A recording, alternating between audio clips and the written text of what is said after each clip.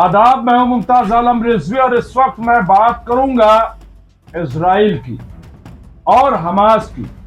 जी हां, जिस तरह से अब डोनाल्ड ट्रंप का दौरा शुरू हुआ है, पहला दिन खत्म हो गया है, दूसरा दिन शुरू हो गया है और पहले दिन में बड़ी डील हुई है, बड़ा मुआहदा हुआ है। $600 बिलियन की तिजारत का मुआहदा, इतना बड़ा, सबसे बड़ा, तारीखी। लेकिन सवाल यह है कि क्या इसका फायदा गाजा के और फिलिस्तीन के अवाम को मिलेगा? क्या उनको राहत मिलेगी और क्या इजराइल को उसके किए की सजा मिलेगी? जबकि अब अमेरिका ने भी हमास को लीडर मान लिया। जो फिलिस्तीनी अथॉरिटी है उसने भी यह कह दिया है कि यह सियासी ग्रुप है। बहरहाल ये तो तय है कि हमास ने अपना लोहा मनवा लिया, लेकिन होगा क्या? इस पर हमने जो बात की है फजील अहमद साहब, जो हमारे एक्सपर्ट हैं। तो आइए पहला रिएक्शन सुनते हैं कि उन्होंने इस पर क्या कहा। सुनिए जरा। और फजील साहब से इसलिए बात करूंगा क्योंकि उनकी बात आज एक और सच्ची साबित हो गई। और मैं क्या करूं, अब ये देखिए बड़ा अजीब होता है, मैं स्क्रीन पे वो दे देता हूं और दो तरीके की चीजें आई हैं। एक तो ये खबर आ गई है जो 6000 वाली, तो मैं अखबार में भी पढ़ रहा था। यहाँ पे आप देखिए, यहाँ पे ये शहर ने दिया है गाजा से आई चौंका देने वाली खबर, जंग की शुरुआत से अब तक 6000 इजरायली फौजी गिरफ्तार। ये आप देखिए कि 6000 की तादाद, जो आप कह रहे थे कि बहुत ज्यादा गिरफ्तार हैं आईडीएफ के, वो बात आ गई। और एक खबर ये आ रही कि 18,000 हैं। ये आप देखिए फजील साहब, आप बार बार कह रहे थे कि बात जो है सिर्फ इतने कैप्टिव्स की नहीं है, आईडीएफ के लोग गिरफ्तार हैं, आईडीएफ के लोग अरेस्ट किए हुए हैं, पकड़े गए हैं। अमेरिका ने हमास से बात की, उसके बाद समझौता जो है हुआ और वो एक शख्स जो है वो अमेरिकी वो छोड़ा गया और उसके बाद बातचीत जो है नेतन्याहू और डोनाल्ड ट्रंप की। इस पूरे मामले को कैसे देखते हैं फजील साहब? अभी ये संख्या धीरे धीरे और बढ़ेगी। अभी तो कहीं 18,000 कहीं 15,000 है, लेकिन ये अभी संख्या और बढ़ेगी, धीरे धीरे बढ़ेगी। दूसरी बात, मैंने कहा था कि अमेरिकी नागरिक का सवाल है जो खुल के कोई सामने बोल नहीं रहा। तो एक अमेरिकी नागरिक का नाम अभी आ गया, उसको ट्रंप ने डायरेक्ट हमास से बात करके छुड़ा लिया। अभी एक नहीं, कई 44 अमेरिकी नागरिक हैं जिनको छोड़ना है धीरे धीरे करके, और लगभग छोड़ भी दिए होंगे। तीसरी बात, मैंने कहा था कि जिस तरह से अफगानिस्तान में तालिबान हुकूमत चला रहा है, उसी तरह से कल को फिलिस्तीन आजाद होगा तो हमास ही वहां की लीडरशिप लेगा।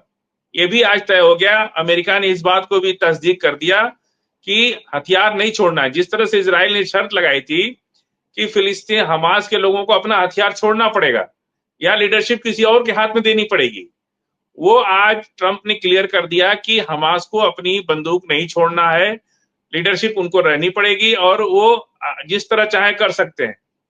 और उनके ऊपर से आतंकवाद का जो वीटो जो था, उनके ऊपर जो आरोप लगता था आतंकवादी होने का, अमेरिका ने आज उसको भी वापस ले लिया कि हमास कोई आतंकवादी संगठन नहीं है, वो एक रिवोल्यूशनरी ग्रुप है जो अपने देश की आजादी की लड़ाई लड़ रहा है।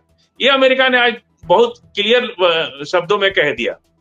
इसी बात से नेतन्याहू बहुत परेशान है। नेतन्याहू बार बार ये कहते थे कि हमास को हम फिलिस्तीन की लीडरशिप नहीं दे सकते, उसे फिलिस्तीन के साथ के दूसरे लोगों के साथ रहना पड़ेगा। तीसरा, उस पर आतंकवादी का टैग हटा दिया। 44 अमेरिकी नागरिक का तो खुलेआम था कि 44 अमेरिकी नागरिक भी हमास की कैद में है। एक नागरिक के शायद वो पत्रकार थे और उनको छुड़ाने के लिए अमेरिका ने इतना जोर लगा दिया और आज वो भी बात सामने आ गई कि अमेरिकी नागरिकों के चलते अमेरिका वहां पे फंसा है और वो अपने नागरिकों को डिक्लेयर नहीं कर रहे। ना तो हमास ने डिक्लेयर किया और ना नेतन्याहू ने डिक्लेयर किया। लेकिन आज बहुत बड़ा अपडेट ये आ गया है कि अमेरिकी नागरिक को हमास से डायरेक्ट बात करके ट्रंप ने छुड़ाया, क्योंकि ट्रंप को भी ना एक श्रेय लेने की बहुत, मतलब एक लीडर्स में जैसे कुछ लोगों में होती है कि जल्दी से हम श्रेय ले लें। श्रेय लेने के चक्कर में उन्होंने अनाउंस कर दिया अमेरिका में कि देखो देखो हम छुड़ा के लाए, अमेरिकी नागरिक को छुड़ा के लाए, अमेरिकी पत्रकार को छुड़ा के लाए, हमने ये कर दिया, हमने ये कर दिया। ये एक ट्रम्प के अंदर जबरदस्त क्रेज है, उनको क्रेजी बहुत है इस मामले के, श्रेय लेने के क्रेजी बहुत है। तो वो श्रेय लेने के चक्कर में उन्होंने जल्दीबाजी किया और खुल के वो बात सामने आ गई कि अमेरिकी नागरिक जो है वो बंधक थे, और अभी कितने और बंधक है हो सकता हो। रूस की बात तो पहले ही सामने आ गई थी। तो जिस तरह से इजरायली नागरिक को, नेतन्याहू को अमेरिका ने साइडलाइन कर दिया, अब अमेरिका को दुनिया समझ गया है कि ये बिजनेसमैन लोग हैं, अपने फायदे नुकसान के हिसाब से चलते हैं, इनका रिश्ता किसी से अस्थाई नहीं है। किसी से मैं ये भी बात बोलता था कि यूएसएसआर कंट्रियों में रूस के साथ या चाइना के साथ जो लोग रहते हैं वो खित्ते में तरक्की करते हैं, उनका साथ वो देते हैं, लेकिन अमेरिका के साथ जो रहता है वो कभी तरक्की नहीं करता, बल्कि और तरक्की करके फिर नीचे आ जाता है। जैसे वो लूडो के गेम में सांप सीढ़ी का खेल होता है ना, वही हाल अमेरिका के साथ जो रहेगा, वो सांप सीढ़ी में फंसा रहेगा। कब वो सांप के मुंह में गया तो पूंछ से निकल जाएगा, कब वो सीढ़ी मिल गई तो ऊपर चढ़ जाएगा। जैसे सीढ़ी चढ़ी चढ़ गया, और जैसे ही सांप का मुंह मिला वो नीचे उतर गया। अमेरिका से जो दोस्ती किया वो लूडो के चौसर पे जो है फंस गया, उसको आगे बढ़ने का मौका नहीं मिलता। जी, गदा के लोगों ने जितनी बड़ी कुर्बानी दी, 70,000 से ज्यादा लोग मारे गए, पूरा गदा तबाही के दहाने पर पहुंच गया, और उसके बाद अब दुनिया बेदार हुई है। अब फिलिस्तीन को अलग रियासत बनाने की राह पर पूरा कारवां चल पड़ा। फ्रांस आगे आ गया है, सऊदी आगे आ गया है, अमेरिका भी अब इस पर बोल रहा है। लेकिन क्या ये जो सऊदी का दौरा चल रहा है, डोनाल्ड ट्रंप आए, क्या वो कोई ऐलान करके जाएंगे? क्या है क्या आखिर? इस पर हमने बात की फदील अहमद साहब से। फदील अहमद साहब ने इस पर क्या कहा? हालांकि ये बात कही जा रही है कि इतनी बड़ी कुर्बानी का होना, इतना ज्यादा लोगों का मारा जाना, वो बहुत अच्छा नहीं हुआ है। लेकिन फिर रास्ता क्या था, ये एक बड़ा सवाल है। इन तमाम सवालों पर हमने फदील अहमद से गुफ्तगू की। सुनिए उन्होंने क्या कहा।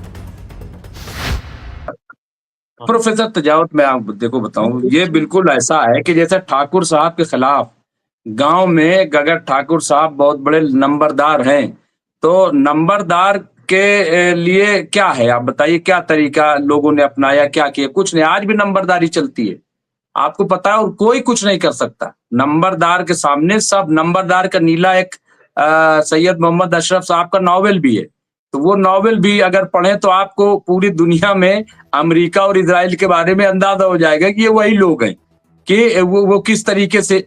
तो मैं चलिए समझ लेता हूं फजील अहमद साहब से। फजील साहब, ये एक बहुत बड़ा क्वेश्चन उठा दिया प्रोफेसर तजावत ने कि सब कुछ ठीक है लेकिन कोई और तरीका अपनाते तो इतनी जाने न जाती। ये एक दर्द है प्रोफेसर तजावत का, और मुझे भी कई बार लगता है कि इतनी जान चली गई, लेकिन मुझे ये भी लगता है कि फिर कोई रास्ता बचा नहीं था, क्योंकि ईरान देखिए आलमी यौमुल कुद्स मना रहा था। आलमी जो है पिछले 44 साल से प्रोटेस्ट ही कर रहा है पूरी दुनिया में, फिलिस्तीन की हिमायत में आवाज बुलंद कर रहा है। वहां के लोग भी बहुत प्रोटेस्ट किए, और जब भी प्रोटेस्ट करते थे वो गिरफ्तार करके जेल भेज दिए जाते थे या गोली मार दी जाती थी। तो प्रोटेस्ट, धरना, प्रदर्शन, इज्जत दांव पे सब कुछ उन्होंने लगा दी थी। क्या क्या तरीका था? क्या इसके अलावा कोई और तरीका था उनके पास, या क्या होना चाहिए था?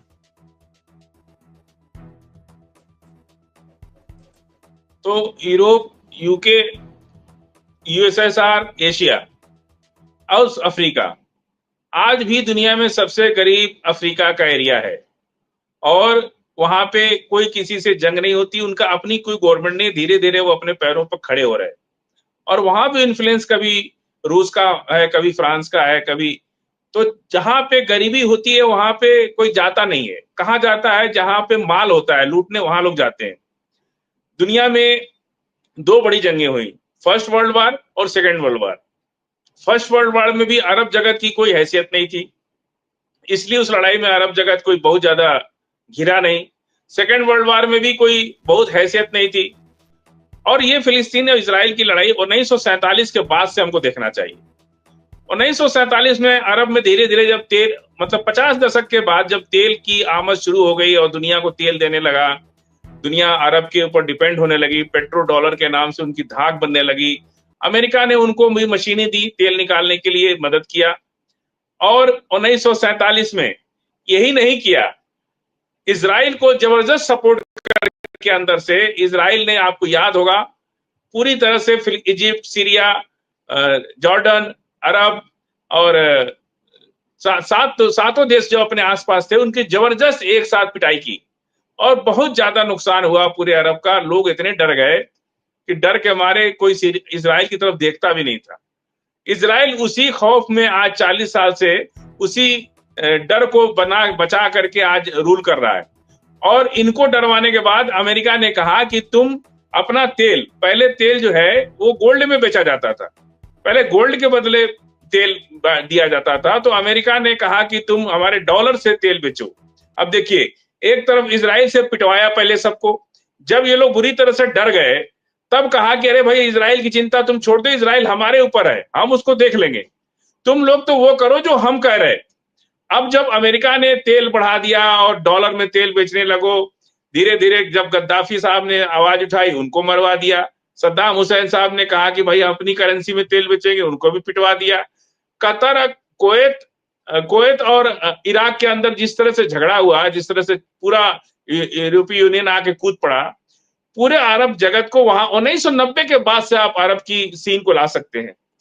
इस तरह से इजराइल को आगे करके, चूंकि वो ये ज़ायनिस्ट यहूदी कंट्री है, इसलिए उनको आगे करके सारे अरब वर्ल्ड के मुसलमानों को दबाने, इजराइल से डरवाया और डरवा के उनको हुकूमत किया। उनका तेल का मालिक अमेरिका बना रहा।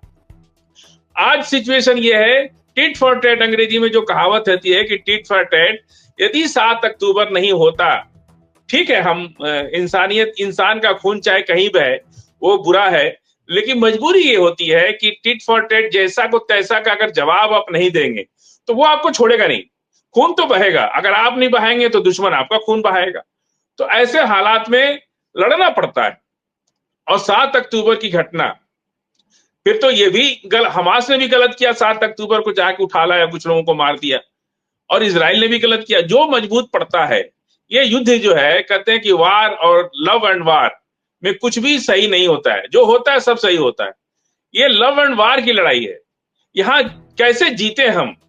अगर 7 अक्टूबर नहीं होता और हमास इतनी ताकतवर तरीके से उसका रिएक्ट नहीं करता या मजबूती से खड़ा नहीं होता, तो आपको लगता है कि इजराइल कम से कम 1-2 लाख लोगों को और अभी मारता, वो पूरा बम से उड़ा देता पूरे फिलिस्तीन को, जितना खान यूनुस सब प्लेन कर देता, 2-3 लाख लोग और मारे गए होते।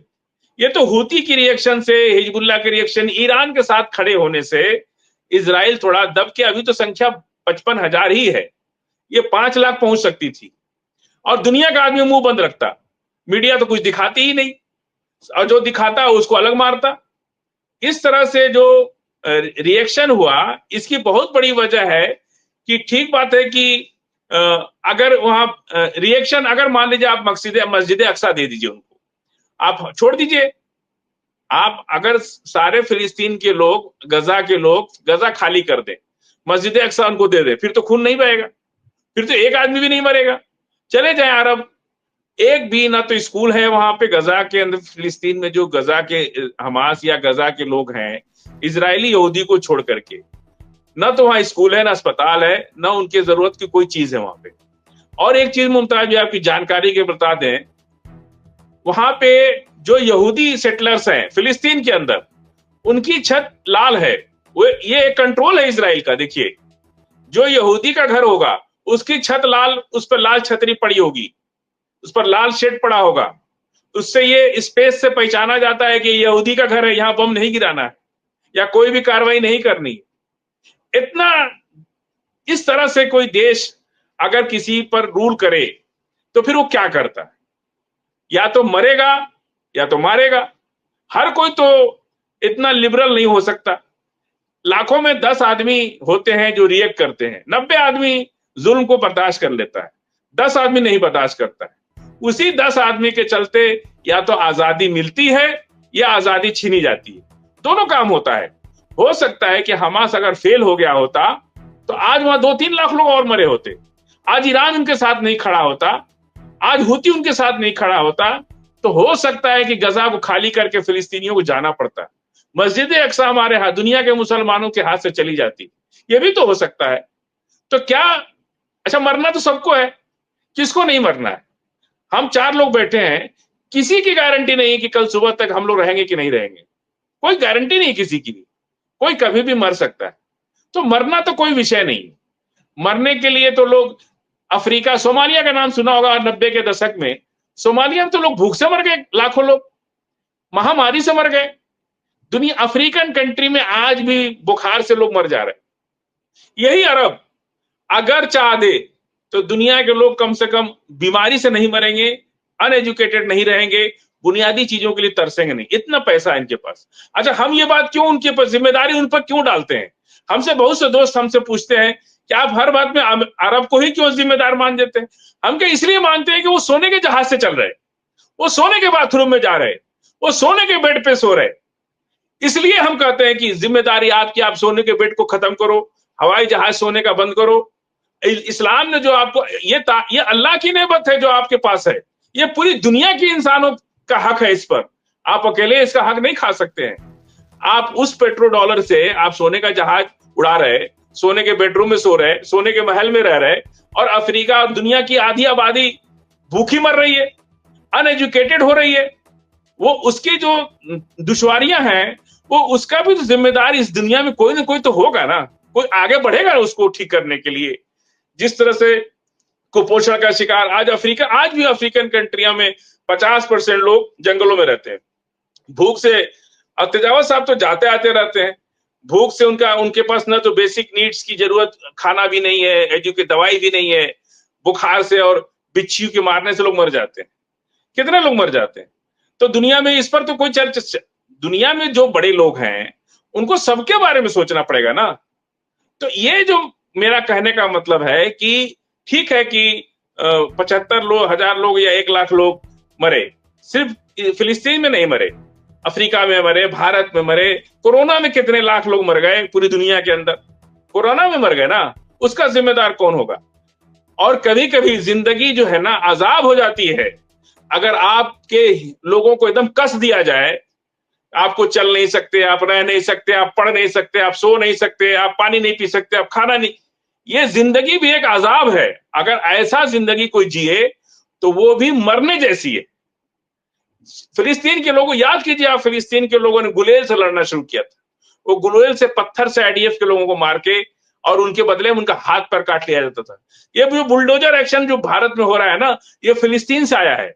ये इजराइल पहले इस दुनिया में इजराइल ने शुरू किया था कि इजरायली फिलिस्तीनियों का घर जाके तोड़ देते थे, बुलडोजर चला चले आते थे, गालियां उनको घरों को तोड़ देते थे। उन पर एक एक जो अभी छोड़े गए हैं कैप्टिस्ट, एक एक आदमी को 200 साल की सजा दिया है इजरायली कोर्ट ने। मतलब एक आदमी को 200 साल की सजा है, वहां की अदालत ने दिया है। अरे भाई कौन सी जूरी तुम पढ़ के आए हो? दुनिया में लॉ तो सब, दुनिया में एक ही सब्जेक्ट है लॉ, न्याय। न्याय का एक नेचुरल जस्टिस होता है, एलएलबी के बच्चों को पढ़ाया जाता है नेचुरल जस्टिस। नेचुरल जस्टिस ये है कि आप किसी की जिंदगी 80 साल की है, उसको 200 साल की सजा दे रहे, उसको 100 साल की सजा दे रहे।